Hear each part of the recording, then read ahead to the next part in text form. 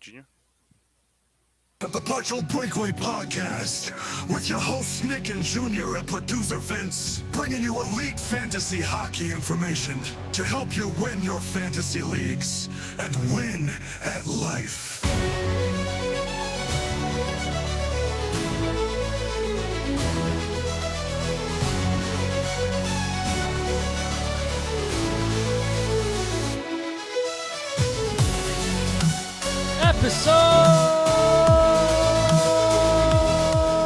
Episode 130 of the Partial Breakaway Fantasy Hockey Podcast.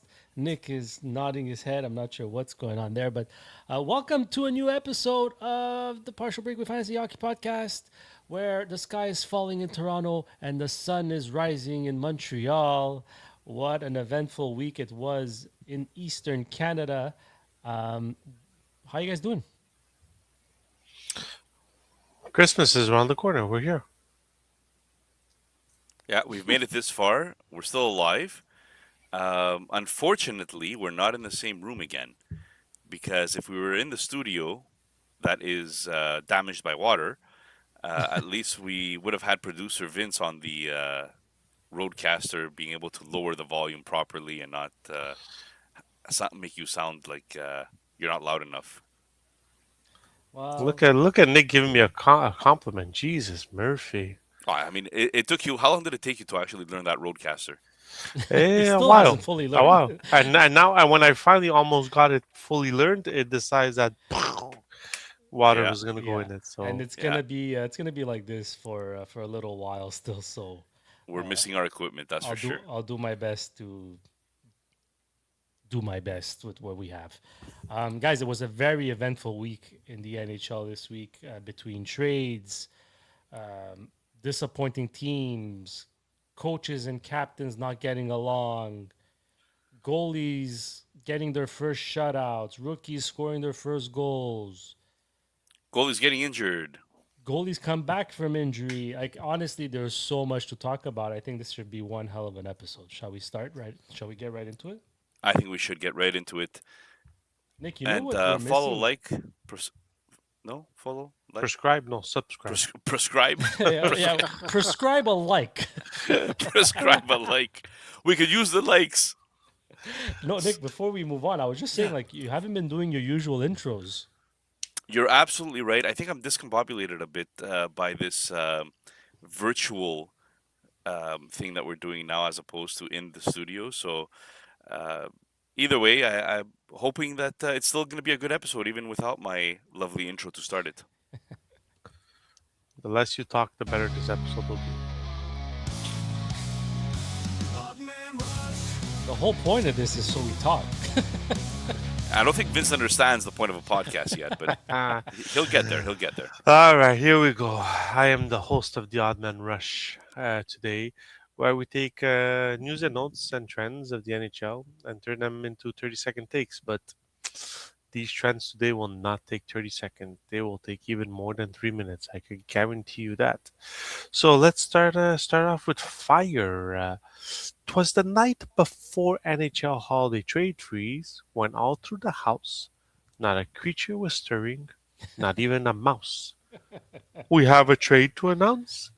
The Montreal Canadiens reacquire Philip Danault from the LA Kings for a second round pick. We have a trade to announce. Is Mark Bergevin our GM again? No? All right, Nick. Actually, he's Yes, now the Associate. associate Columbus. GM Yeah, of no, not Columbus. He's the Buffalo Sabres. associate GM of the Buffalo Buffalo Sabres. Sabres now. Sorry, Buffalo Sabres. But He yes, was you're right. Kekalainen, who is the GM, used to be the GM at Columbus. I can see exactly. how you got confused. Yeah. Doesn't take much. No, Um, exactly. Tell me about Danault, Nick. Tell me about Danault and Montreal trading Columbus. I think it's Columbus's second round pick that that's they right. It's the traded. one that we got with Line in order to take his full Yeah. contract and dump him from Columbus. So Um, I'll just tell the listeners. Danault still has 2 years left at 5.5 million right this now. year and next year, yeah. This year, next year has 5 points, 30 games, but we know he was unsettled in LA. It's been something that's been brewing. So Nick, let me talk to me. Well, 7 of the last 8 years, I think he had 45 points or more. So he's been very consistent in who he is as an offensive player. Not very offensive. Let's call a spade a spade. This is not an offensive player that you're getting here. Um, but defensively, he is still one of the top in the league. If you take a look at his underlying stats, and I think it was Jay Fresh that shared the card on social media.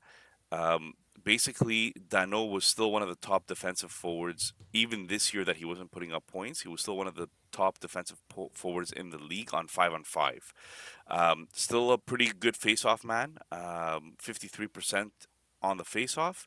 And this basically gives Marty St. Louis more than one forward now, more than one center, I should say, that he could use for matchups.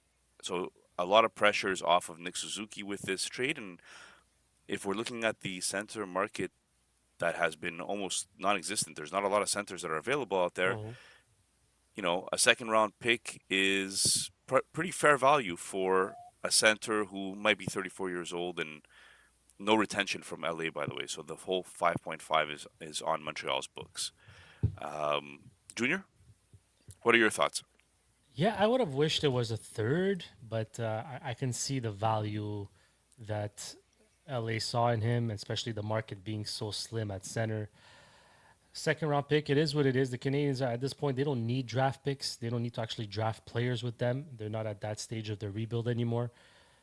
The most important thing to note out of all this is that it's alleviating responsibilities from Nick Suzuki. And it's been clear if you've been watching games over the last month, he hasn't quite been the same. And I think that's the biggest and most important news to come from this is that Suzuki will feel lighter on his skates, if you ask me. As for Dano, what do I expect from him? Look, win faceoffs, play penalty kill, and just add some depth scoring when you can. I don't think he's pacing for 14 points. I don't think he's a player who's going to be pacing for 14 points the rest of his career. I still think he can be close to a 40-point player. So hopefully, coming to Montreal, whatever was bothering him in LA, it's done, it's over. Comes back home and rejuvenates a little bit and helps the Canadians hopefully make the playoffs. Yeah.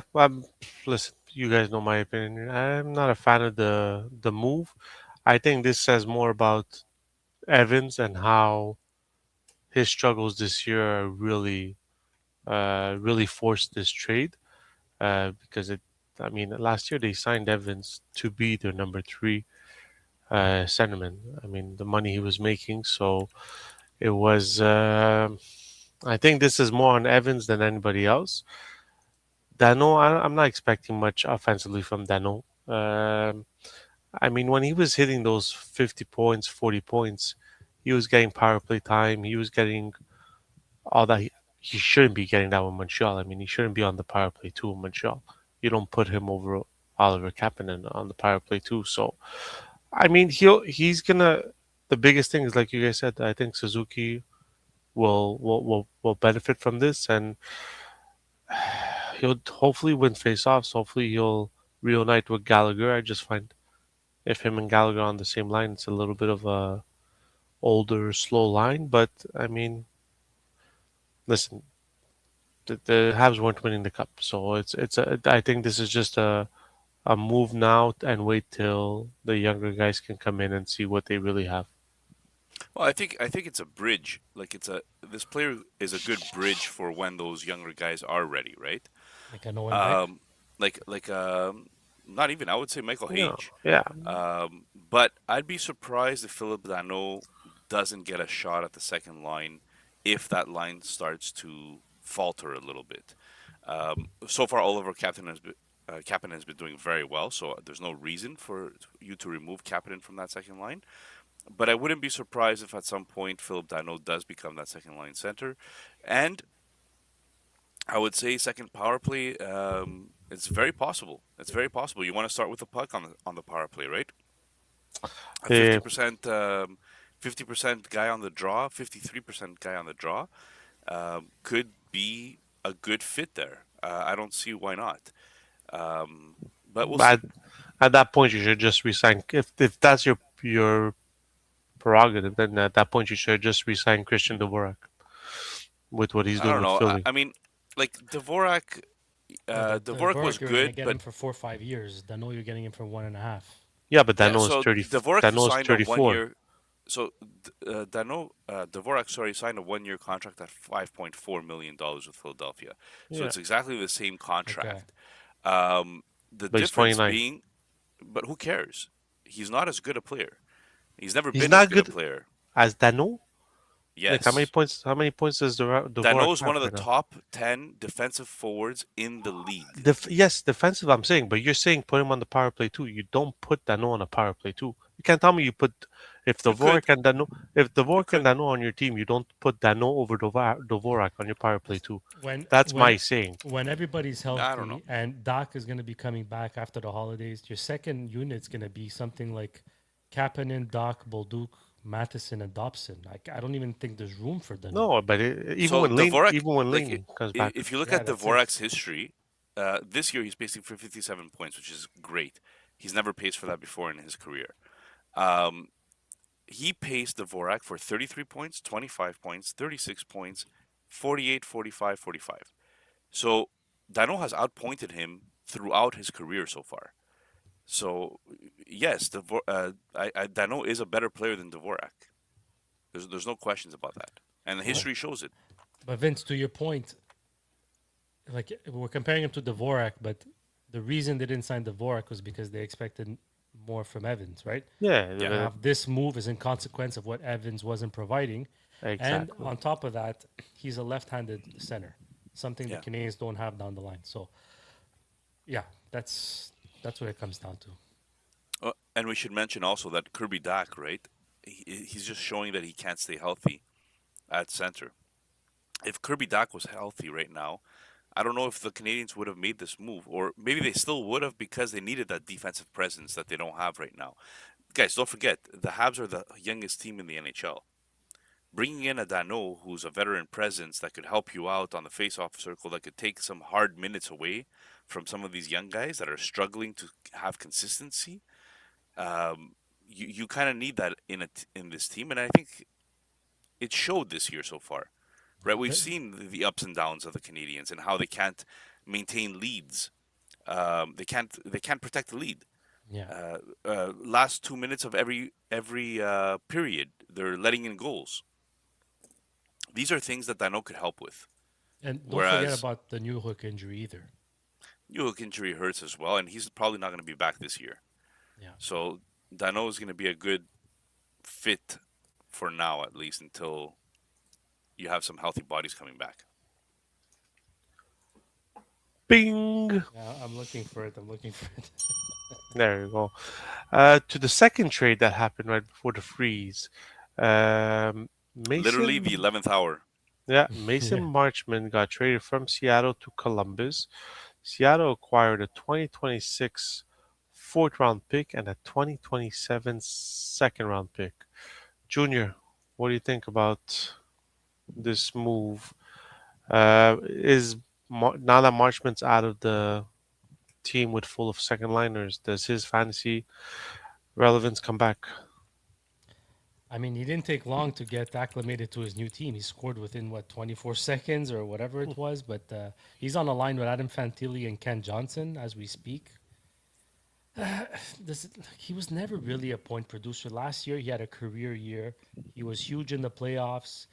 I think he's more of a playoffs guy than a regular season guy. But look, if you're in a league that counts hits or whatever, he'll get you a hit a game. Like other than that, like, he doesn't provide much. He He's a doesn't 20 pro- goal scorer. yeah. If you want to, yeah, he could be a 20 goal scorer, a 45-point guy. But This year, again, though, his he's not there. yeah, he was struggling big time this year. So with Seattle, a new team, we'll see. We'll see what he does with Columbus. Maybe they play a different style. It'll help him. Maybe he had the same problem as Dano, Yeah, but he costs twice as much. Hmm. but he's And 30 He's just years not a old. to center. and he's only He's on the power same play age. too. Well, So he's 30 years old as opposed to 32. He's not even on power play 34. one. Dano's 34. I don't know where you're getting On 32 from. No, he's Puckpedia, 32.9. He's 33 years old. on That's, Puckpedia, he's 32. He's 30. uh, Yeah, he's gonna be still. 33 in February. Nick, Anyways, back to Marchment. Marchment. 10% shooting percentage, which is lower than his career average, not by much. But hopefully Columbus is going to be a different style of play for him that fits him better. I mean, this is a 6'5", 30-year-old player, 4.5 mil per year. Um, he he's played more minutes this year than he's ever played before, and he still can't produce, which is a little bit concerning, to be honest with you. Um, 39 hits also is about his average, just over a hit per game, like Junior said before. Not enough shots. I don't know. I don't know. I find he's a good bottom six player. I don't see him as a top sixer. So I don't know how fantasy relevant that is. Maybe in a hits league, but I don't see how fantasy Even at relevant this that, guy in the is. hits league, just one hit a game. It's not. It's not enough. It's not enough. He doesn't do enough Bing! for fantasy. In real life, much better player. Josh Norris, since December 1st, has been on his team's nice list and on the opponent's naughty list. 10 points in 8 games. Nick, if this guy could have stayed healthy, like, how good could he have been? He's a talent, man. He's a talent, and it's really too bad that he is one of those papier mâché, loose leaf paper players. Because I find Norris, if only he played 82 games, would pace like he's pacing this year for 91 points, guys. That's wild. But he's only played 9 games, right? Like so, he has 10 points in 9 games played.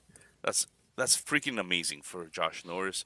I think Buffalo could really use him. Buffalo was struggling.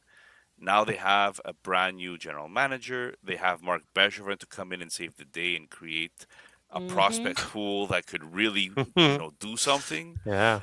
And by the way, guys, if you guys know Kekalainen is one of the best drafters in the history of the NHL.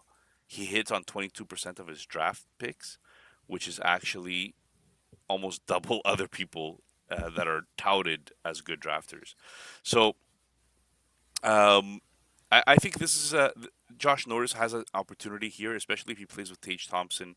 If Benson's coming back soon from injury, there's some pieces that are lining up here, and Kekalainen did tell them I want to see playoff. I want to see competing for the playoffs. I don't want to see bottom of the lineup or bottom of the standings type team. So let's hope that this is going to be a breath of fresh air for Buffalo because I have Tage Thompson in a pool and I really need him to come back to that 40 goal Tage Thompson. Benson is I, back. He scored today. the the Oh, the perfect. the beauty of it though is that he doesn't even play on a line with H Thompson. Right now he's with Austin and Alex Tuck, Yeah. and okay, they play together on the power play. So half of his points right now came on the power play, which is an excellent sign too. But yeah, look, I don't want to get too much into detail with Kekalainen, but like in my eyes, he's a little bit overrated. This guy gets recycled every now and then, and he might have a good draft record, but doesn't know how to build a winning team with what he drafts. So yeah, It's okay. He has Bergeron there. He'll show him. that, that's gonna be great. Bing! By the way, I don't know if you guys follow the Scotian Canadian on Twitter or X. Scotian Canadian.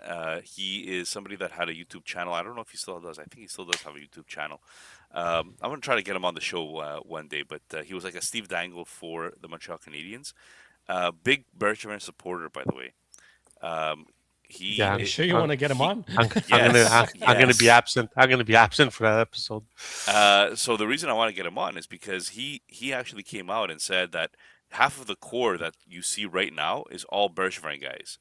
So Nick Suzuki, Cole Caulfield, These are all guys that, and there was You guys others you need to mentioned, stop but Oh, I saying don't couldn't open remember. that can of worms, people man. need I Don't to need open pe- it. to. I need to people open need this to can s- of worms. people need to stop saying Nick Suzuki because he wanted Cody Glass. Nick Doesn't Suzuki was matter. He given still to got him. Nick Suzuki. No, because it was given It to was him. his trade. He pulled the No, trigger. yeah, with Cody Glass he wanted. Anyways, It doesn't Nick matter. Bing. Okay. I'm just Um, saying. Liam Ongren, since the trade to Vancouver as part of the package for Quinn Hughes, has had 4 points in his last 4 games with Vancouver.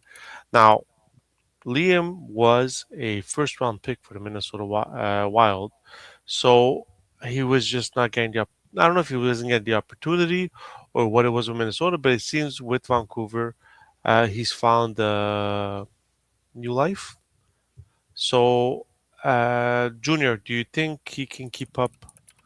Uh, like I'm not saying a point per game pace, but can he live up to a first round pick, a lower Oof. first round pick? I don't know. I think if to manage expectations, he's a middle six guy. Actually, probably a bottom six guy more so than a middle six guy. I think he's the type of guy that you'll be able. Every team has that player where they'll play on the fourth line, but then you get an injury and they'll do well on the second line for a week or two, and then they go stale and then they go back down. He's a guy that'll go up and down your lineup, and he'll have spurts of brilliance like he's having right now, and then he'll have spurts where he's not so good. The encouraging thing is that he's still very young, right? He's He's still 21. So he's 21 and he was drafted 19th overall. he's on according to Daily Faceoff right now. He's on the fourth line with Sasson and Linus Carlson, and the Canucks are not a very deep team. So the fact that he's not higher up on that roster for me is a little concerning. But again, he's 21. I'll give it time. He's on a new team. Despite that, though, he's been doing pretty well. And now I drafted him this year in loose bucks as a future asset. And I was like, what the hell did I do? I just wasted a roster spot. But since he's been to Vancouver, I'm intrigued. I'm intrigued. So I'll follow along to see exactly what happens here in Vancouver. But so far, so good. Like, I look at Liam Ogren and I say to myself, is this like Mason Marchment 2.0? Because he could bury it. He has a nice shot. Yeah. Um, and he has a shot that he could beat goalies from distance as well. So, and he's a hitter. He's a guy that's maybe north and south as opposed to more of an east-west player. But he reminds me of a lot of Mason Marchment. So if you think that Mason Marchment's 45, 50 points with 20 goals is worth something in your league, I think that's what Liam Mogren could turn into. He has some decent peripherals too, like hits and hits. I just said that. Bing. I Do you see mean, David Kampf is on the second line in Vancouver? oh Christ, yeah, but I mean, Couldn't cut it did as a fourth liner for Toronto. He couldn't cut it as a poor man stealing. I think Oh, he, Uh, Nickelback. I think he Here could have comes cut the it out hate. for, yeah. Um, I mean, one of our biggest conversation starter last episode or 2 episodes ago was the Quinn Hughes trade, where on TikTok, if I'm not mistaken, our video really got the conversation going and the mojos going from the Minnesota Wild and Avalanche fans. And then there was one comment from which team, which fan, Drew? Edmonton? Yeah, they just decided to get into the conversation too. Yeah, yeah. It Yeah, got it picked. It wasn't on this video a little bit, on this clip a little bit, but it was on the Colorado clip mostly. nice. Okay, so I mean, when we're talking about a fair trade, since the Quinn Hughes trade, Minnesota Wild are 5-1 because they lost to Colorado today, and Vancouver Canucks are 4-0. So, like, is this the definition of a win-win trade at the end of the day for both teams?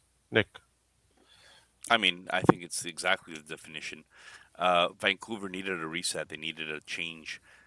They got Buim, who hopefully one day becomes their not exactly Quinn Hughes, but at least the top 15 defenseman points wise in the league. And then having Buim in this roster um, really helps alleviate some of the stuff that Quinn was doing. Um, having Marco Rossi on this roster really helps alleviate that second line center role that they were desperately missing, um, and still kind of missing because Elias Pettersson is injured, and so is Hito, and then Ogren coming in and maybe balancing their left wings a little bit, right, with Evander Kane and Drew O'Connor, Connor Garland. So, like to me, I saw some Vancouver fans on Twitter actually saying the rebuild is over because they got three pieces that were all first round picks. And But it's a great start for Vancouver. It's a great start to a retool. Hopefully, they could have a couple more guys come in and good draft picks come in to really shore up this team. Drew, Yeah, anything to add? it's hard. It's hard to say win-win. Obviously, the first instinct is it's win-win, but because there's so much left to see in order to understand what Vancouver received, as of right now, we knew Quinn Hughes was still going to produce for Minnesota. That was inevitable. He's top three superstar defenseman in this league, maybe even top two, probably top two actually. So from that point of view, Minnesota got the best player. They got a superstar. They win the trade. You know what I mean? But regardless if he signs an extension, I know a lot of people are coming at us on the clip saying if he doesn't sign an extension, Vancouver wins. No, they don't.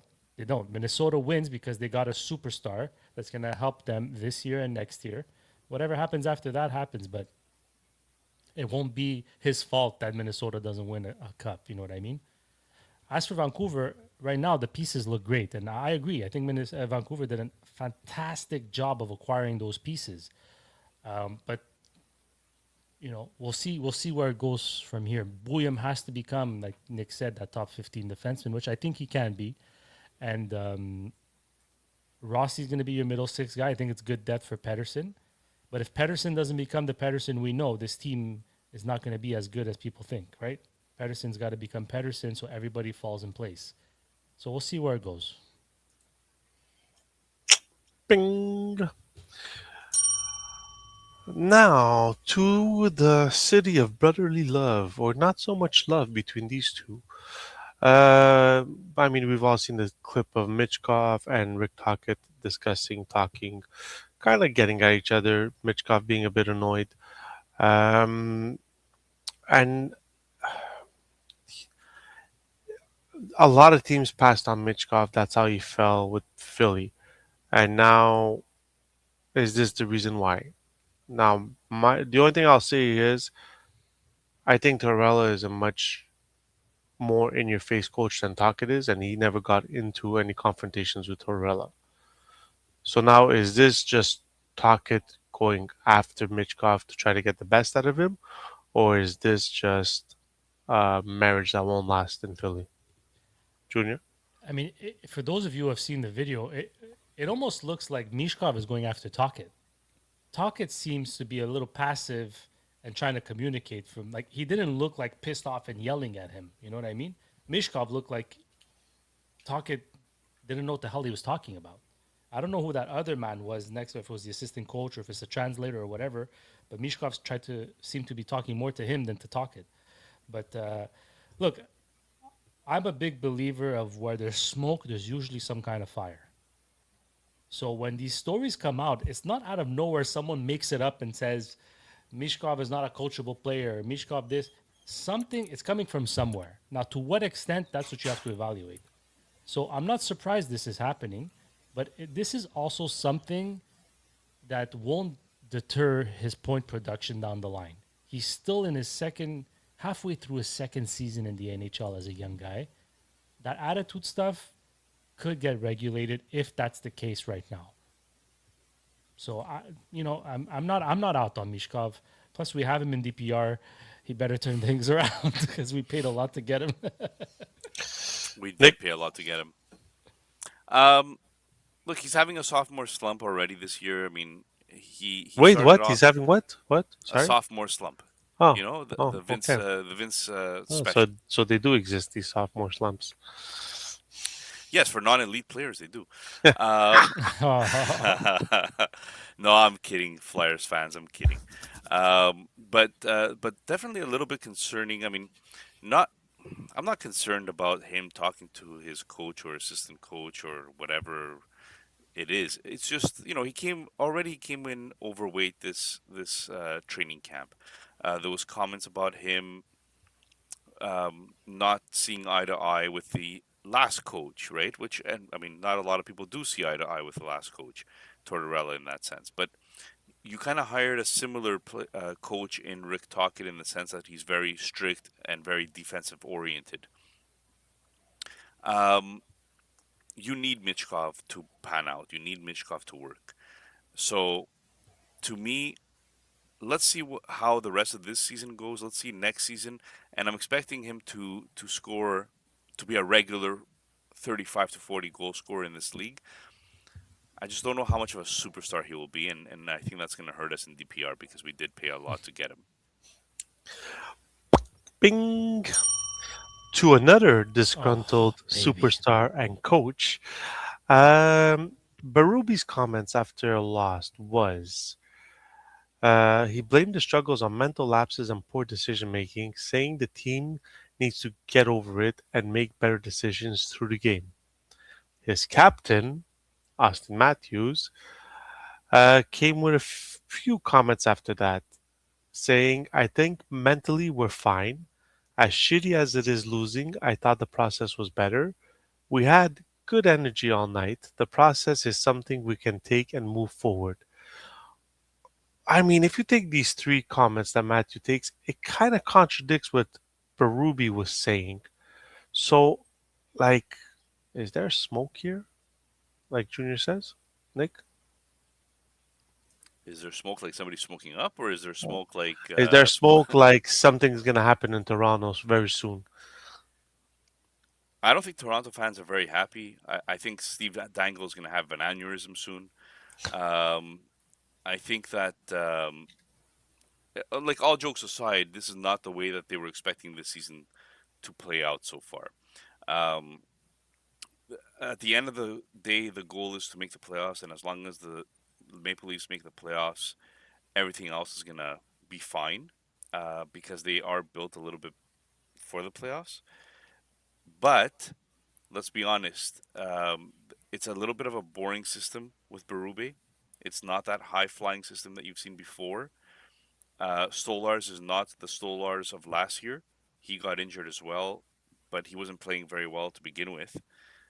And I know because I drafted him in several drafts that I had for fantasy leagues, and it just didn't pan out. Joseph Wool's back now. Hildebee's having a good game, an off game, a good game, an off game. So, and your defense is freaking slow. I mean, this is the slowest defense I've ever seen assembled. There's not one person that can skate on this defense. I was watching, and yes, I know it's McDavid, but I was watching McDavid skating against the Maple Leafs, and he was just cutting through them like butter, just like butter, just going. Nobody could move. They were pylons. It was nothing for them. I think that's a big problem. You traded away a first to get Lawton. You traded away a first to get Carlo. You traded away Marner to get Roy. I mean, I know that was a different situation, but out of all of them, Roy looks like the best, but nobody else seems to fit. There's an identity crisis right now in Toronto. Junior? Junior, you're on mute.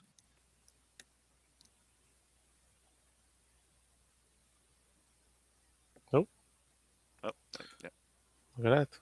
He Yeah. muted himself, and now he's pretending that he's trying to fix it. Here we Yeah. go.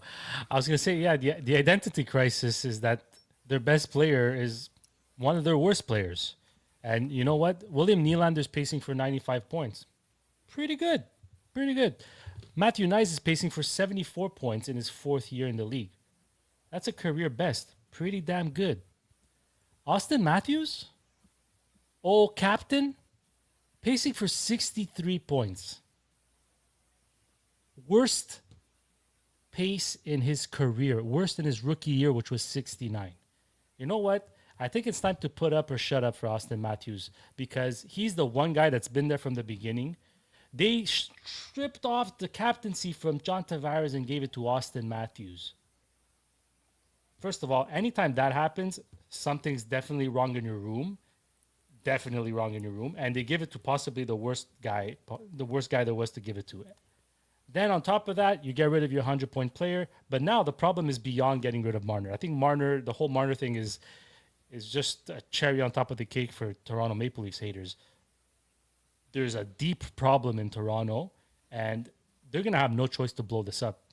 How many times can it be the coach's fault? Keefe was too nice. Berube's too tough. You know what? Berube's system might suck. He's a little too tough. But what does Berube's system have to do with the worst power play team in the league? When you have Austin Austin Matthews, Matthews, William Nylander, Matthew Nyes on your power play with John Tavares, you're the worst. You're 32 out of 32 on the power play. that's weird. Guys, That's weird. come on. We got to stop this. At some point, it's time the players take accountability. Junior, can you correct me? Is Mark Savard still the Yes, he is. offensive minded assistant coach there that's in Yeah, I charge of the believe power he's the play? power play. I believe so. Yeah, he's Jeez. still behind the bench, and I think he's the one responsible for the power play. Listen, it's not that bad in Toronto. I mean, Buffalo has more points than them. It can't be that bad. No, guys, they're last in the Atlantic. No, Like, no, no. Second to last. Columbus is last. Thank God for Columbus. Eastern. Columbus is last in the No, Eastern. look. Having said that, I think they're only no, 4 points I away meant from a. in the Atlantic, Vince. Oh, sorry. Yeah. I think they're only 4 points away from a playoff spot, right? If I'm not mistaken, Junior. Well, I'll I go don't have check it now. open in front No, of me, there's but 6 points now. No, they're now 6 points they're now. Okay. yeah. The Devils have 41 and they have 35. But 6 points, but there's 8 teams in between them and that spot. You know what I mean? It's still very early in the season, though. Still very early in the season. We're I almost just, halfway. I'm just We're, very curious as I think the spotlight needs to be on Matthews right now. yeah. You're getting paid like a superstar player, and yes, you're a former 69 goal guy, and you've scored 60 multiple times in your career. You know, it doesn't matter. You're getting paid $12 million for a 63-point pace this year. It's not good enough. It's not good enough, and you could blame the Berube system. You could blame whatever it is, but it just seems that they can't outscore their problems the way they used to.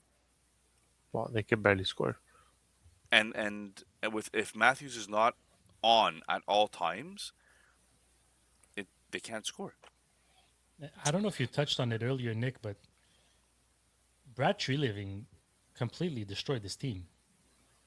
Okay, And so I, but before we get Well, into that conversation, my question is Toronto's door even still open to be a contender in the NHL? I don't think the door slams shut that quickly.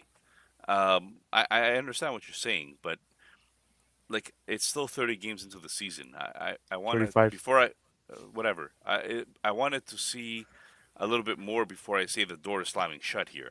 Um, yes, Junior, I didn't mention Trey Living by name, but the Brandon Carlo trade was Trey Living's trade. The Lawton trade was Trey Living. And those are two first round picks that we're talking about. Those are big assets to give up for what looks like a bottom pairing defenseman right now, who's big and strong but can't skate very well, and Lawton, who I was expecting more from Lawton. When you gave up a first for him, I was expecting him to be, Phil Dano. Uh, so I just, it's very difficult. It's very, very difficult for me to pinpoint exactly what the problem is. And I think that's that's been the problem. Trey Living's problem also. He wants a big, tough team to match his coach because his coach plays a big physical style. But they kind of got away from that top scoring team that they used to be that got them all that success before. They got away from it. They're not that team anymore. yeah, they tried to build for the playoffs, but completely evaporated what they did so well in season. You know what I mean? Like, but Machelli was never going to be anything close to what Marner was providing. And as a collective, they didn't.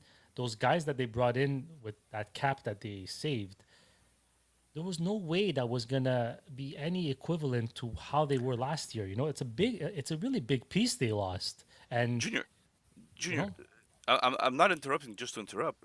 Like Lawton, you gave up a first round pick for Lawton, right? Lawton is on pace for 24 points this year. He has the only thing saving him right now is he has a face-off percentage of 62%. It's the only thing that's saving him right now.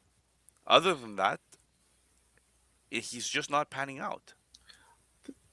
So the biggest problem with Toronto right now is that they can't even fix this because they have no one to give to fix unless you're giving up Cowan or Danford. They have But no Cowan's supposed first. to be part of your solution. Yeah, yeah. exactly. So that's what I'm saying. So now it's the players have to find a solution, and if they don't, then like Maple Leafs fans are gonna be So huddled in a corner, cradling You it's know who would fit really well on this team? Dano. No. Who would fit really well on this team would be a guy like Jordan Cairo. Yeah, but If you could get Cairo out of St. Louis, with what? You have no draft picks. Your next first round draft pick is yeah, it won't be a 2028. draft. It won't be a draft pick. Either way, they need they need the cap space to get that's this done. But that's the Cairo problem would right look now. amazing, I think. That's the problem right now in Toronto is they can't blow it up because they don't own their own first round picks, and they don't have enough assets anymore to try to improve this to the level that they need to improve it. Oh no, So what's the next step? The logical next step is Berube fires one of his assistant coaches and replaces him and hopes that that sparks something. But at the end of the day, the general manager hired someone that he likes, that he knows, which is Berube. So likely won't fire him. And the ownership, like Steve Dangle was saying, hired one of the guys they like. So like it's a country club again. Something that they were trying to get out of when they had Shanahan, Babcock, and whoever else was Lou Lamoriello. It was a country club, and they just recreated that in a different way now. And that's the frustration that these Leafs fans have is that they're back to where they were. It was just an illusion, and now there's no way out. There's literally no way out unless the players buckle up and say, if you don't want to do it for the coach, do it for yourselves. But guys, this is going to it be. it will be I an don't see interesting them even if they make the playoffs. I don't see them being that competitive, Nick. it will be an interesting topic to Playoffs is a see. different. It's a different season. That's the only thing that I'll say is that when you actually get into the playoffs, it's not what got you there that means anything anymore. All You're that is right. thrown out the window. Now it's a one on one. It's a best on best. Let's hurt the other team. Let's make sure that they're not ready to play the next game. Okay, And Mark Bergevin. Yeah, let's go and sign that's Steve Ott and Knight and all those big boys. there's nobody that ever played. It's Dwight King, not Knight. Nah, whatever. Um, He signed three goons. but no, Next. but the playoffs is a different animal completely. So I won't say that this team won't be good in the playoffs when they actually get there. That's all. Next, Crosby passes today against Montreal. Passes Mario Lemieux for eighth all time in points with 1,724 points. I mean, Crosby is one player who actually, uh, followed the hype and kept up with the hype of when he started in the NHL. Uh, does this make him a better player than Mario Lemieux? Oh, Your answers better be no. Well, I mean, you're talking about two different generations, two different. Yeah. The fact that Crosby's been available every single year also helps, right? Because he's gotten to play more games and gotten all that stuff. And to be honest with you, like when I remember Lemieux, I remember him as a kid. So watching him was like an awe-inspiring thing to watch Lemieux play at that time. Well, I was much older when Crosby came into the league, so I didn't have that same wide-eyed, bushy-tailed Hmm. grin on my face, but Junior? right? when Crosby came into the league, we hadn't seen something like that in a while, right? It was the transition from old school hockey to new what we know now Yeah, as hockey. He's not as I wouldn't say he's as good as Lemieux or whatever, but I will they say can't compare. he's more important to the NHL than Lemieux was because him along with Ovechkin saved the sport after the lockout. They were That's a good point. they were the Magic Johnson and Larry Bird of the NBA. That's what And it he's was. so consistent. Like Crosby's just so consistent. But Unbelievable. Mario Lemieux was the most talented forward you can put on skates.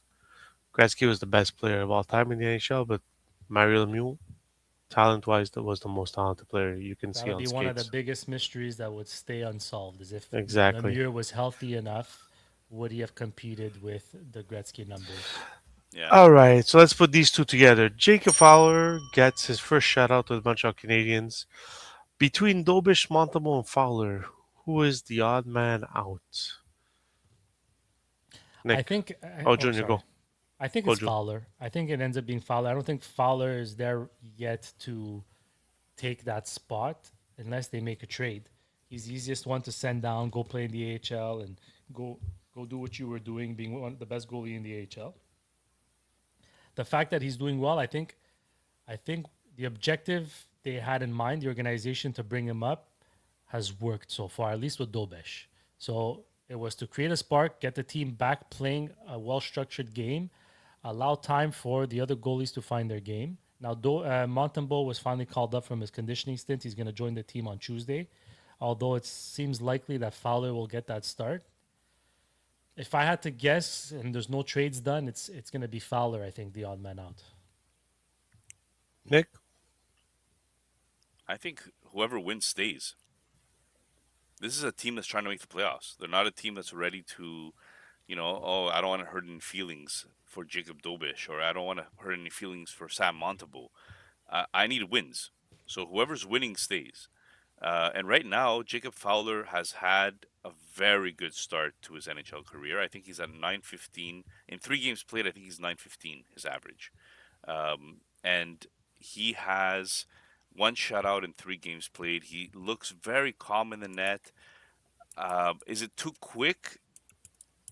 I'm scared that it's too fast to bring him up right now. But it's him that decides this. It's not me that decides this. If Carey Price was also way too early for us to bring him up, but he managed to do something that other people haven't done before. So Fowler right now is at 915 save percentage, 50% quality start, one shutout, 4 games played, 2 wins, 2.49 goals against average. You can't tell me that this isn't better than every other goalie that we have so far. It is, but you risk like it's a small sample size, right? You don't know Yes. if he's ready for a whole NHL season or a half of NHL season, whether it's full time or part time as a 1B, whatever. And I think if you look back, I mean, Price still did his dues in the AHL. He still paid his dues in the AHL. Maybe a little bit longer would have helped even more. But I think the risk here is that you bring him up too soon and then you just I don't want to swear. You just screw him up completely mentally after. If he slows down, you send him down, and then you bring him back up, and you're sending him back down. Like I feel like when you're ready to call him up, it's because you're calling him up and you want him to stay, regardless of how he's playing. You know what I mean? So I think I get it. He's winning now, but it's okay to send down a winning goalie if he's still in his developmental stage. You That can't you depends on where the team is at, not yeah, on but where he's at. you can't carry three goalies. Montreal No, can't you would afford to trade one. carry. You would trade one, Yeah, or you but put one on right waivers. now, but right now Actually, you're Dobesh carrying can be three sent goalies. down. No, Dobesh No, can be sent down or no? no, no. From what I heard, he can't. He has to go through waivers. So that's why it's the only guy is. It's a good problem to have, though. If you're the Habs, Yeah. the difference is that you got to decide sooner or later, right? You can't have the Carolina situation right now. Or Buffalo too. So I'm gonna put Buffalo okay. too. So a few news and notes about injuries. Matt Zuccarello came back this week. JT Miller is out week to week. Nazar is out for weeks. Jarvis out on IR. Oof, I forgot to put that on I the I, sheet. I put it, Nick. I put it. Don't worry about it. And Theodore and Eichel are both out week to week. Out of all these guys, like we spoken about injuries and why guys are going down. Obviously, very condensed schedule with a lot of back to backs because the Olympics. So out of these, like what's who? I mean, I don't think it's bigger than Eichel and Theodore. Well, for Nick's fantasy teams, he just puts in the white flag. Holy crap! His top four players are out. Yeah. So I mean, Junior, let's start with you. JT Miller, Jarvis, Eichel, Theodore, who are the guys that, I mean, they're all going to be missed because they're all top guys, except for maybe Nazar. But I mean, from a fantasy perspective, I think the obvious answer is probably Eichel. He produced the most out of all those guys. Did you mention the Jari thing, or we're keeping that no, separately? we're going to keep that thing separate Okay. because I want. Yeah, so I'd say Eichel is definitely the biggest loss. Jarvis, too, is an immense loss. And Nick has both of those guys. Um, it's unfortunate, though, that Nazar got hurt. I'll say that much. Because with Bedard being out, Nazar was given the first line opportunity, first line center opportunity. And I would have loved to see what he could have done with that time on ice and that opportunity. So that sucks.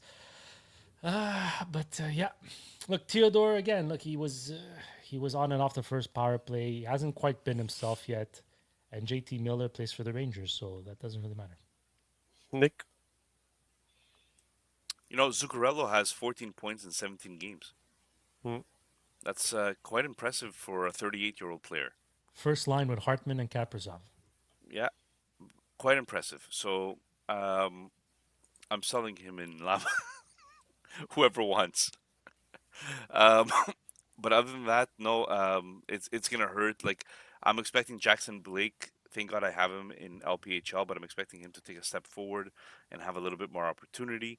Um, you can't replace Eichel, so it's just not my season. But hopefully after the Christmas break, these guys come back. I don't know.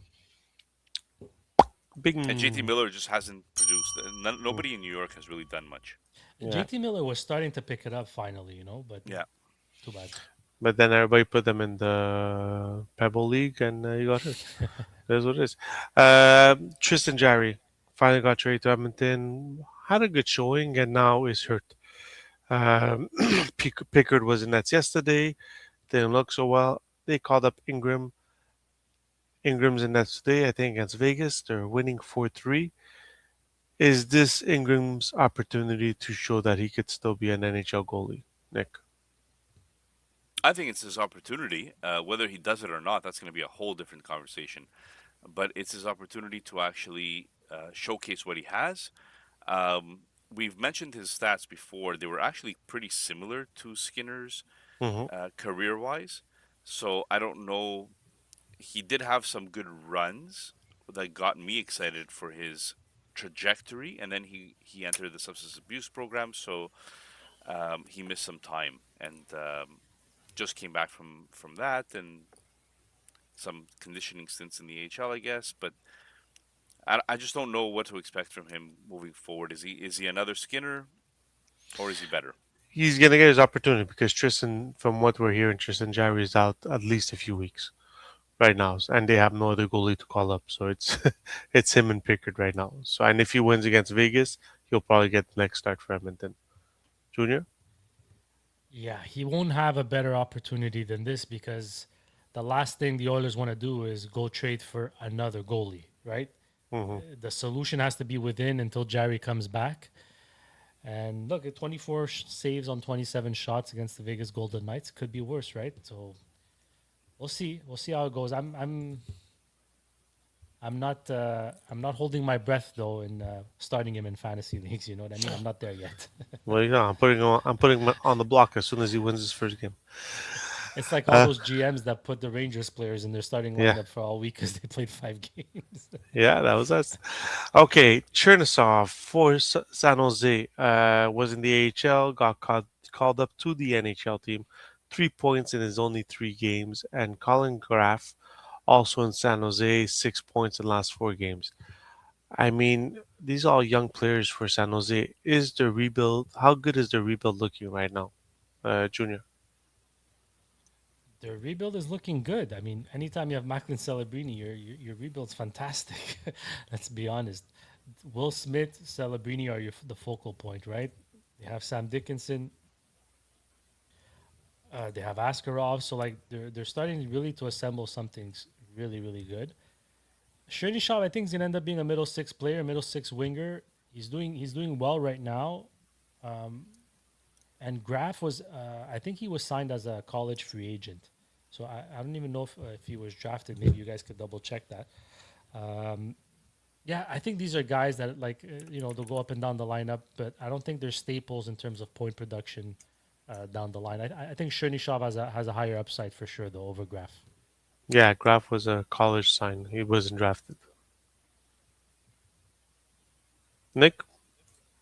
Not much to add. I mean, I think Junior's right on the money there. Chernyshov is the last main piece of that rebuild where he's going to be able to play with Celebrini on his wing or Will Smith or just keep adding names there. But he's going to be a winger that's going to produce for a long time in the NHL. So for you fantasy GMs that play Dynasty, if you could trade for him, it might be your last chance now.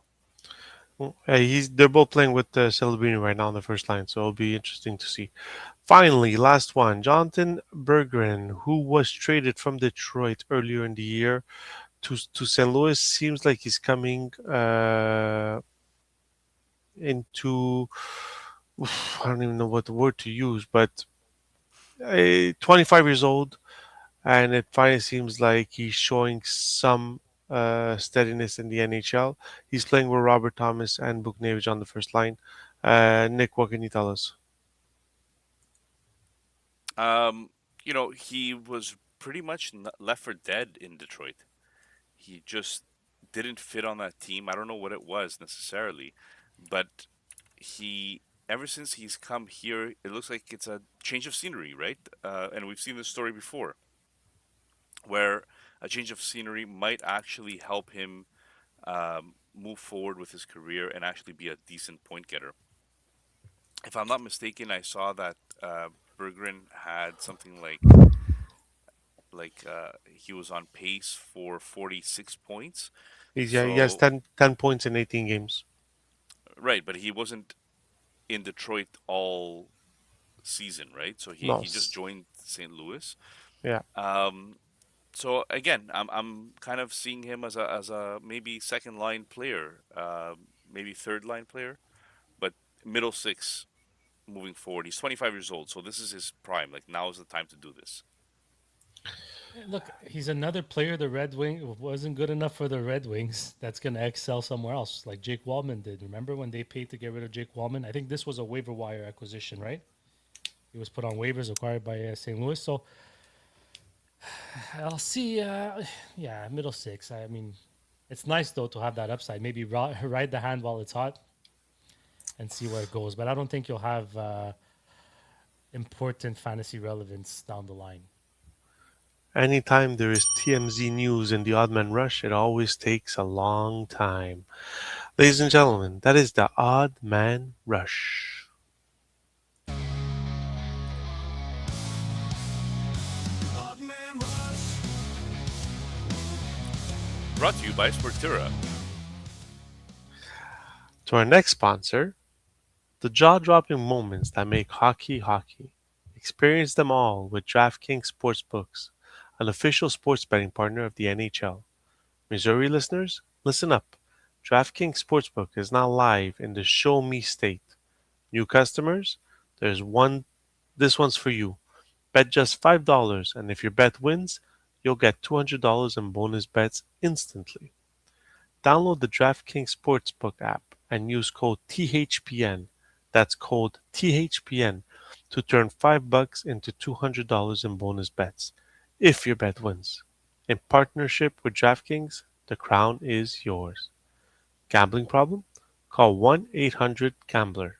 In New York, call 1-8778-HOPE-NY or text HOPE-NY. In Connecticut, help is available for problem gambling. Call 888-789-7777 or visit ccpg.org. Please play responsibly. On behalf of Boot Hill Casino and Resort in Kansas, pass-through of per-pay wager tax may apply in Illinois. 21 plus age and eligibility varies by jurisdiction. Void in Ontario. Restrictions apply. Bet must win to receive bonus bets which expire in 7 days. Minimum odds required. For additional terms and responsible gaming resources, see dkng.co/audio. Limited time offer. Copyright NHL 2025, All rights reserved.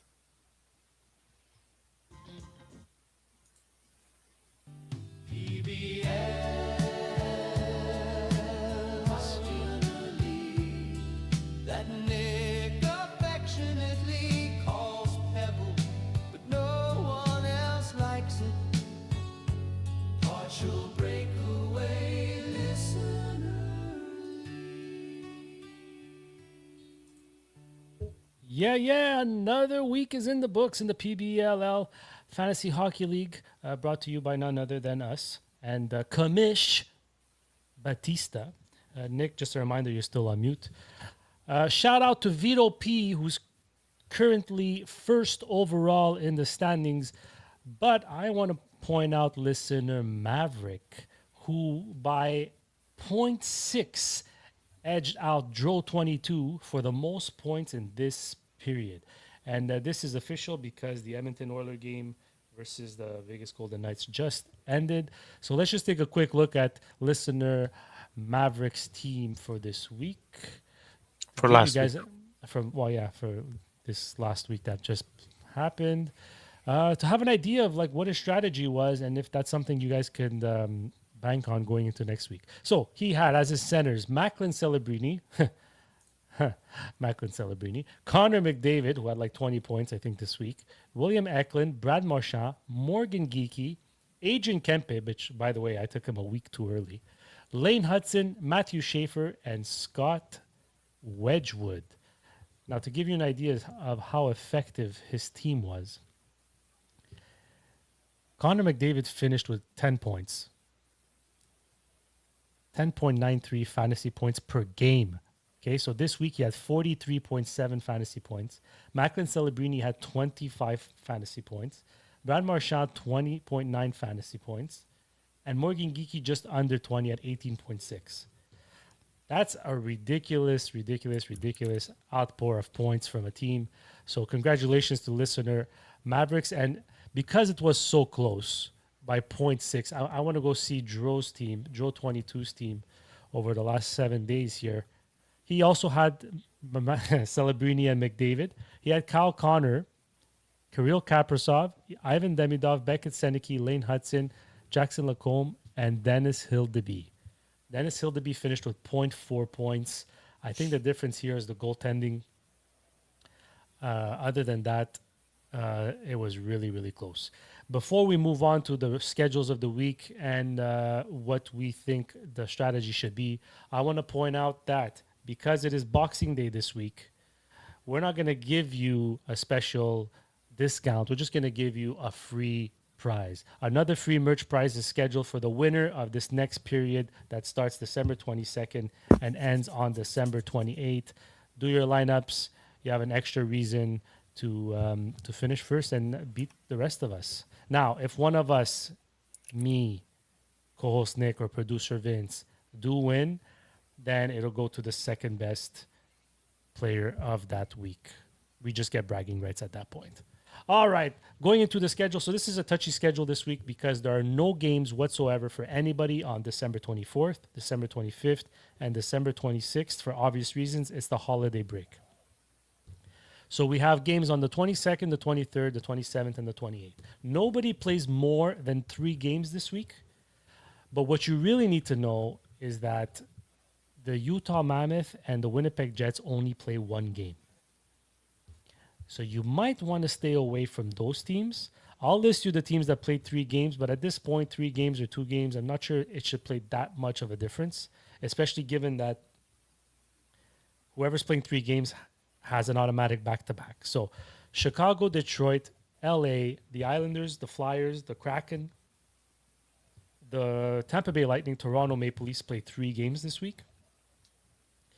And the rest play 2 games, like I said before. So, guys, knowing all this, knowing what you know now, what worked last week, what the schedule is like this week, what's your focus point going into this week on your rosters, Vince? Uh, yeah, my focus point was to dress Rangers players last week, and it kind of didn't work. So we'll just keep on going with that. I concentrate on Philly players because their strength of schedule is that they have the highest, like They have the easiest strength of schedule, and Tampa Bay. So I mixed a bit of those two players together. Went more with ELC for Philly and the bigger players in Tampa, and hopefully, I can get some kind of traction this week because I haven't gotten any traction at all. Yeah, since your boost up the standings a couple of weeks ago there, This week killed me. All three teams were like way at the bottom. So yeah, Nick. Well, I basically went ahead and grabbed. Hold on, let me just save this. 1 second here.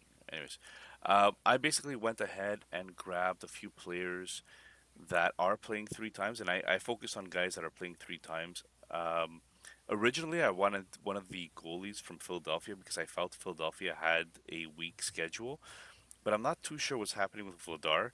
So instead, I pivoted, and I went with spending money on Sorokin, who's been one of the top 10 goalies in the league so far.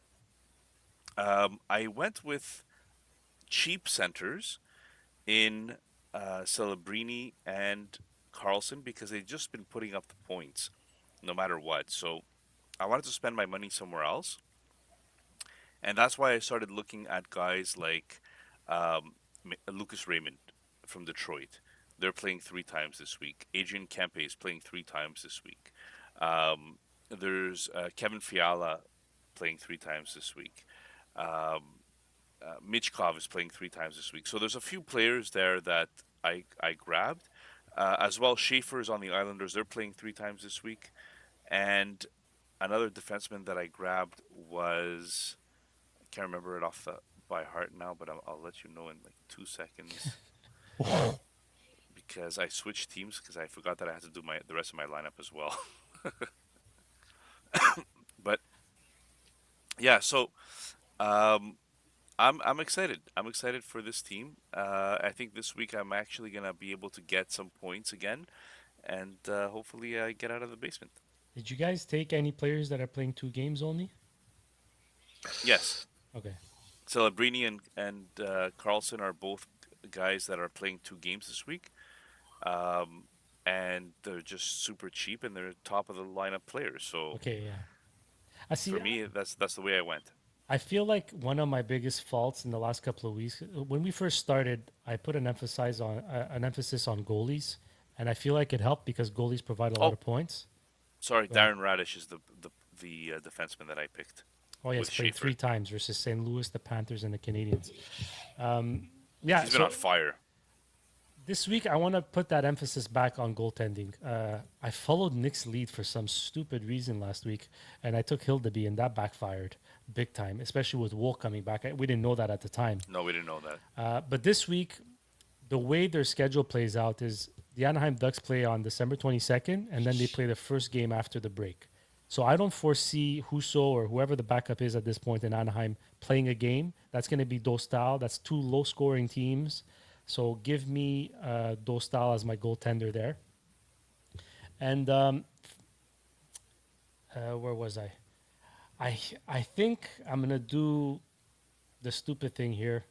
At this point, I don't even know what's gonna work, but I'm gonna go with Leafs players. I think their schedule is not great. I mean, their opponents are not the greatest in sense of like defensively, I guess. So they play the Penguins and then they play back to back Ottawa and Detroit.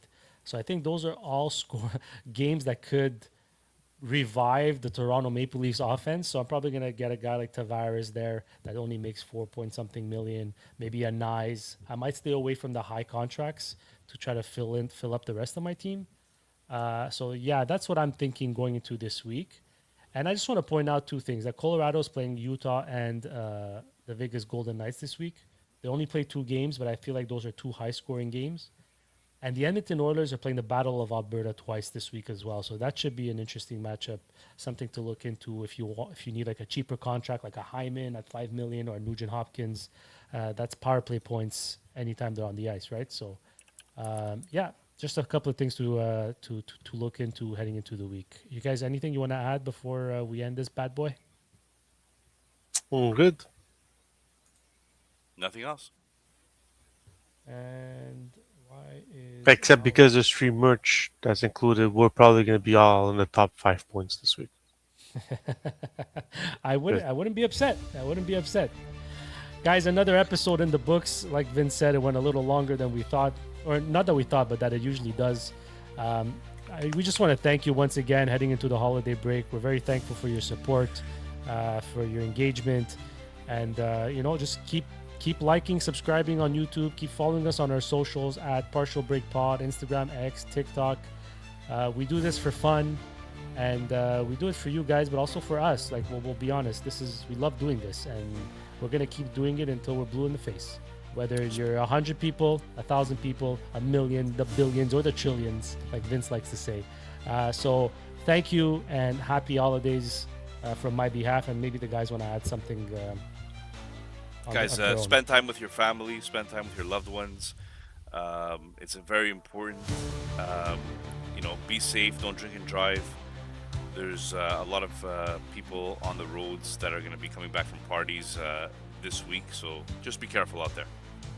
Hey, bro. RDP, not St. Leonard, bro. RDP. Okay. Hey, guys. Why didn't the two skeletons fight? Why, Because they Vince? had no guts.